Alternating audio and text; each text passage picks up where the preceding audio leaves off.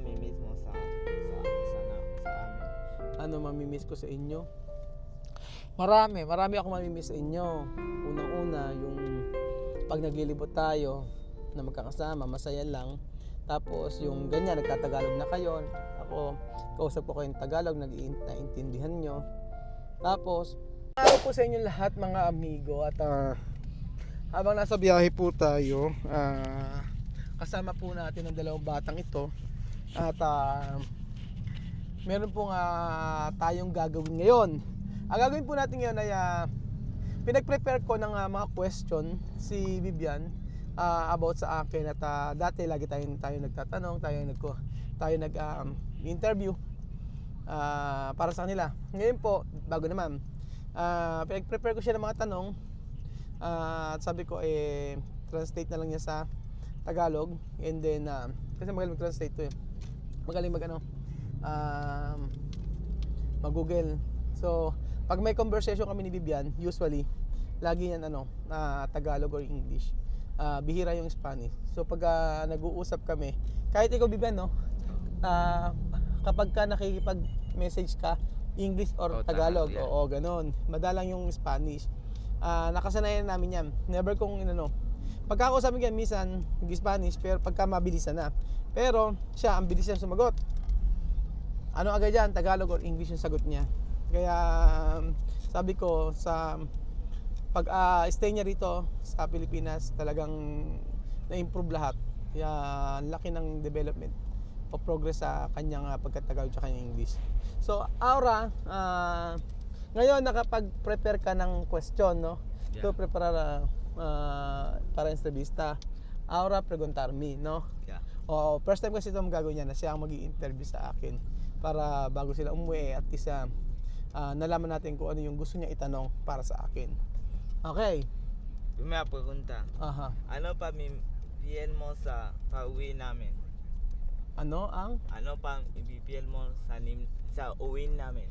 Ano ang Pipiliin mo sa pauwi namin? ano napipil mo? Ano pa pipiliin mo? Ano daw napipil ko sa pag-uwi namin?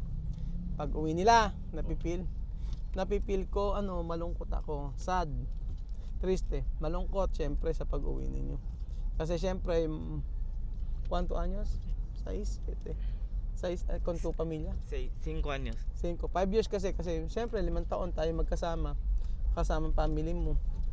Africa, pagbalik dito, 1 taon dito, syempre maaalala ko yung mga ginagawa natin, pagkain, ganyan to, pasyal, libot, kain, di ba?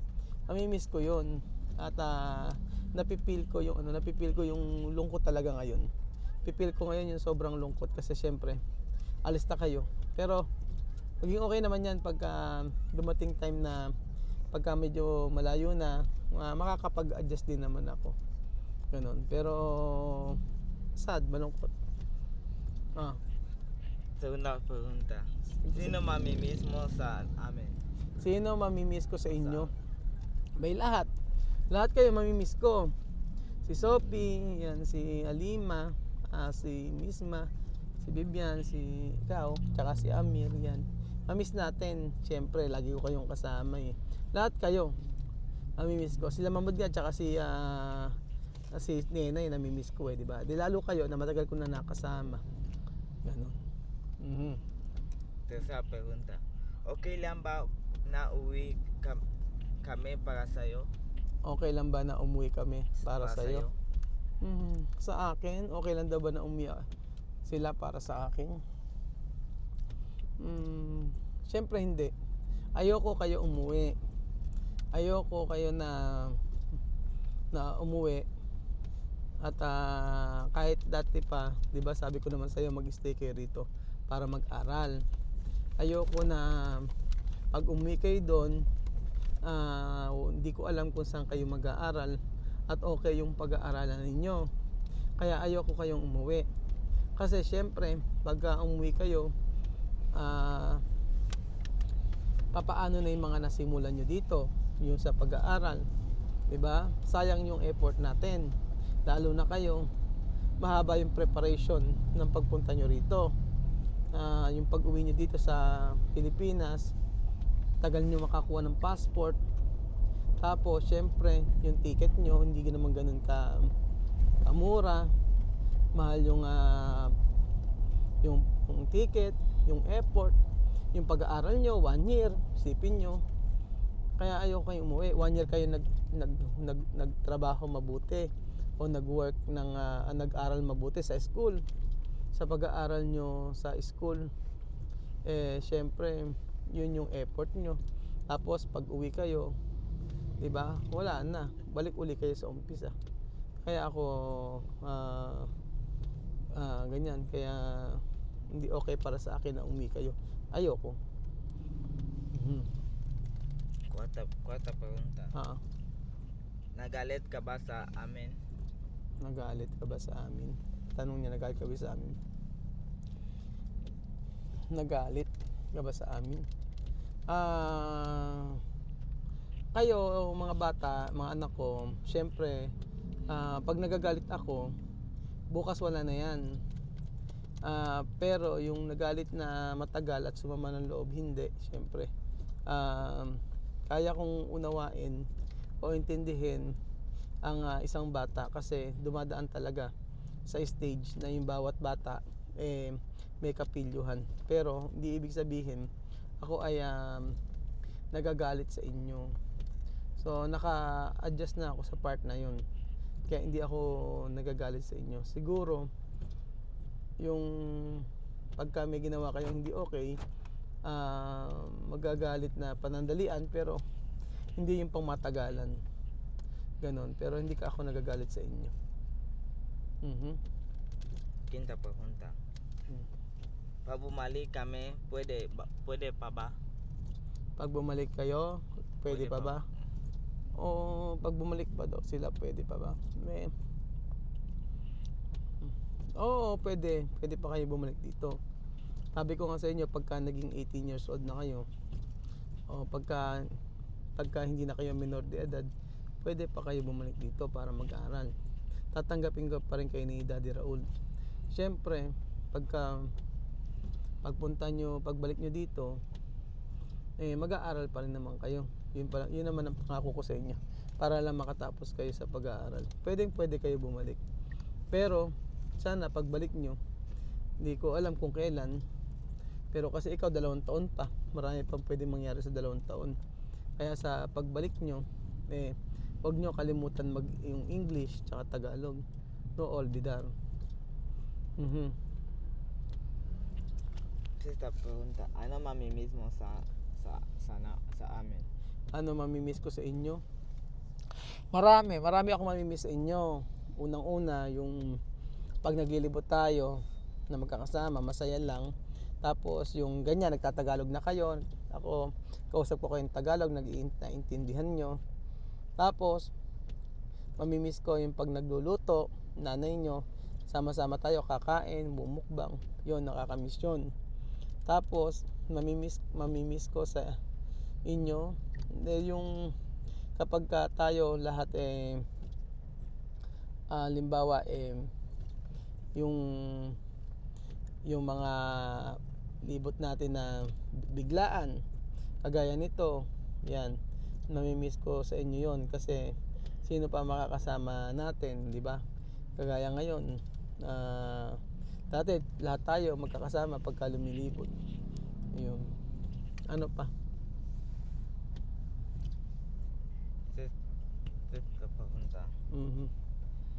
Tihin mo, nahin pabigat kami sa'yo? Tingin ko naging pabigat ako kami sa'yo. Naging pabigat kayo sa akin.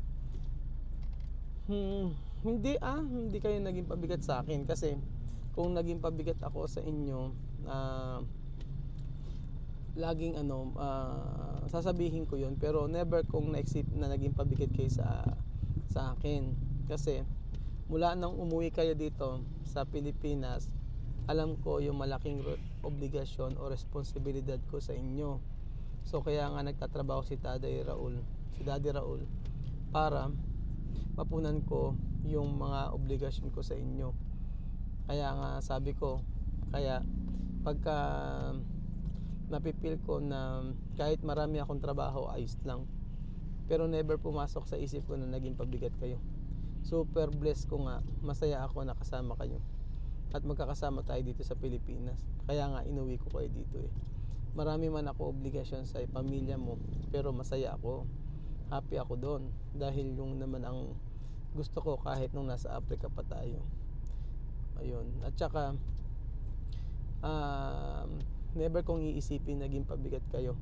Kasi, sa lahat naman ng ginagawa ko, nandoon yung masaya ako at saka yung puso ko ay laging happy kahit ano pa yung nangyayari sa atin. At kahit na nagtatalo-talo o may away ganyan, okay lang. Kasi naaayos naman yung natin sitwasyon. Kaya never ko isipin na naging pabigat kayo sa akin. Kasi unang-una pa lang alam ko na sa sarili ko na mahal ko kayo, pati yung pamilya ninyo. Love ko yung family nyo. Kaya never kong iisipin yun. Ganoon. Meron pa ba? Octava pregunta. Meron pa. Última. Oo. Hanggang kailan mo kami tutuluhan? Hanggang kailan Hanggang kailan mo kami tutuluhan? Hanggang kailan ko kayo tutulungan?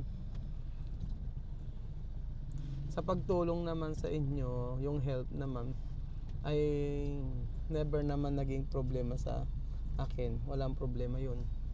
Tutulong ako, mag-help ako, lalo na sa pag-aaral ninyo. Kahit makabalik kayo doon, kung talagang kailangan nyo tulong ko, lalo sa pag-aaral, makakaasa naman kayo na tutulungan ko kayo. Never akong mag-say ng no, lalo sa pag-aaral ninyo. Kasi alam ko na yung pag-aaral yung magiging way para maging successful kayo someday. Kaya yung pagtulong ko sa inyo, dahil mahal ko kayo, tutulungan ko kayo hanggang sa aking makakaya. Yun yung aking nararamdaman ngayon. Dahil yung pagtulong ng isang ama, walang limitasyon. Gagawin ko lahat para makapagtapos kayo ng pag-aaral, bumalik man kayo sa bansa ninyo. Meron pa ba? Wala na. Yun. So yun po mga amigo, ang mga question ni Vivian na prepare. At sana nga sa pag-uwi nila maging okay sila, maging okay ang lahat, para naman po at least mapanatag po ako sa bansa, na kung mapanatag ako sa kanila, mapanatag yung kalooban ko sa pag-uwi po nila doon, at kung nag-i-stay man sila ng matagal doon sa bansa nila. Hopefully po edi ma-update naman po tayo ni Vivian, dahil sabi ko nga po sa inyo, si Vivian po ang bahala na po mag-update sa atin kung ano pa po yung gagawin nila doon, para at least alam po natin kung okay ba sila doon. So ayan po mga amigo, thank you so much po sa panonood ng episode na ito, at nawa po naliwanagan po kayo sa mga nangyayari sa amin ngayon. So, thank you so much po mga amigo, at God bless.